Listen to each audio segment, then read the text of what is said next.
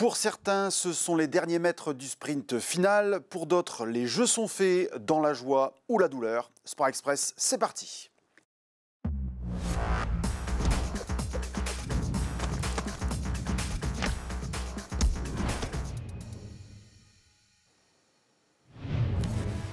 Salut à toutes et à tous, c'est l'heure de votre rendez-vous hebdomadaire pour les principaux résultats du dernier week-end. Et comme d'habitude, on débute par le football. En Régional 2, le leader Montigny accueillait son dauphin Liancourt pour un match importantissime en vue de la montée en Régional 1. Notre caméra était bien présente au stade Pierre de Coubertin. Réaction et résumé en images. 23 ans après avoir quitté le plus haut niveau régional, le FC Montigny est à la lutte pour le retrouver. En accueillant son dauphin au classement, le FCM espérait y parvenir dès ce dimanche. Mais les joueurs de Liancourt allaient très vite opposer un bloc très regroupé et très rugueux que Nabil Zawak avait l'occasion de briser juste avant la pause. Mais le pénalty du milieu de terrain était détourné par le gardien, forcément rageant, mais l'entraîneur-joueur Rachid Mourabit a su trouver les mots à la pause. Un match comme ça pour la montée, quand tu loupes un pénalty, souvent tu le payes. C'est pas la première fois que ça nous arrive. Ça nous arrivait contre Biache également sur le dernier match à domicile. Ça montre justement beaucoup de caractère. On n'est pas là à subir les choses, on ne va pas subir la pression de l'adversaire, on va répondre. Et si jamais ça nous arrive de louper un penalty, de louper des grosses occasions, on va switcher et se concentrer sur ce qui arrive. Et cela arriva très vite après le retour des vestiaires sur cette belle combinaison sur coup franc. Sofiane Barry marquait tranquillement de la tête au second poteau, délivrant ainsi le stade Pierre de Coubertin. Le plus dur était fait dans ce match où les occasions furent peu nombreuses, au contraire des accrochages. Montigny allait sereinement conserver son avantage avant de préparer son déplacement décisif à Senlis, avec des blessés certes, mais beaucoup de conviction. Aujourd'hui, on est devant tout le monde, seul, cette fois-ci, premier. Dans la saison, parfois, j'ai douté, mais on n'a jamais été résigné. On va se battre. Là, sur le dernier match, je suis affaibli. Je ne sais même pas si je vais pouvoir jouer. Nassim s'est cassé la clavicule, encore une fois, mais on ne va rien lâcher. On récapitule donc le classement de ce groupe C de la Régionale 2. Il manque un petit point au FC Montigny pour s'adjuger une des 6 places qualificatives pour la Régionale 1. Une chose est sûre, les Montigninois ont leur destin en main et une volonté de faire. À l'étage du dessous, pas de vainqueur dans le derby de l'agglomération entre Le Forêt et Courcelles, 2 équipes qui ont du mal à enchaîner les succès en ce moment.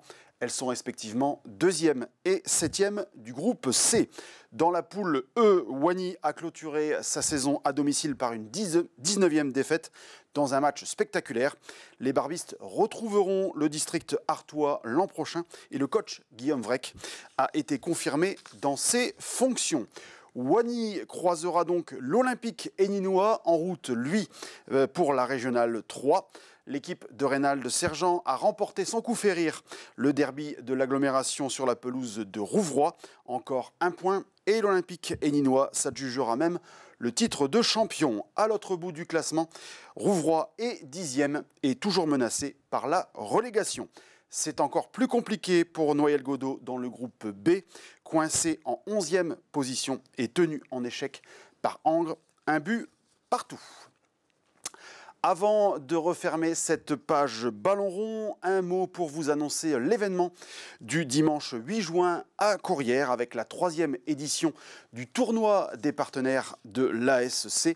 De 9h à 17h, le club accueillera pas moins de 32 équipes féminines, U10, U11, avec notamment des formations françaises comme Lens, Lille, le PSG ou le Paris FC, et aussi des équipes européennes puisque le Standard de Liège et le FC Bruges figurent parmi les invités. Plus de 400 joueuses fouleront donc les pelouses du stade Gabriel Péry et notamment le nouveau terrain synthétique, un événement donc à ne surtout pas manquer le dimanche 8 juin à Courrières. Allez, on rentre en salle pour parler des sports de salle et de basket. 2e de son championnat de Régional 3, Hénin-Beaumont disputait donc les barrages pour la montée contre la réserve du Portel. Battu de 16 points au match aller, le SHB a fait sensation dans sa salle pour renverser la table et l'emporter de 40 points.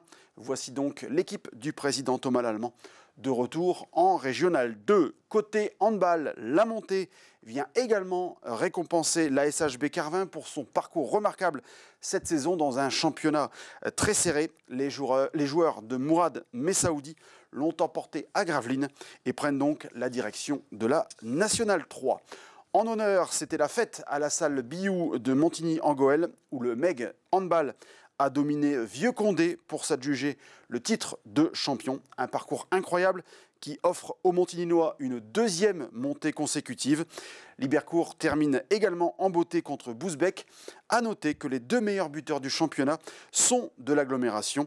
Avec 191 buts, Théo Baron du MEG devance le Libercourtois Dylan Tuillier, auteur lui de 178 réalisations. En tennis de table, on termine par une mauvaise nouvelle, la descente de Carvin, 6 mois après sa montée en National 3. La TT, après un début idéal à ce niveau, a malheureusement enchaîné 5 défaites consécutives, terminant ainsi à la dernière place du groupe. Ce sera donc un retour en pré-national à partir de septembre prochain. Voilà, ce numéro de Sport Express touche à sa fin. Merci de votre attention, merci de votre fidélité et on se retrouve dans 15 jours.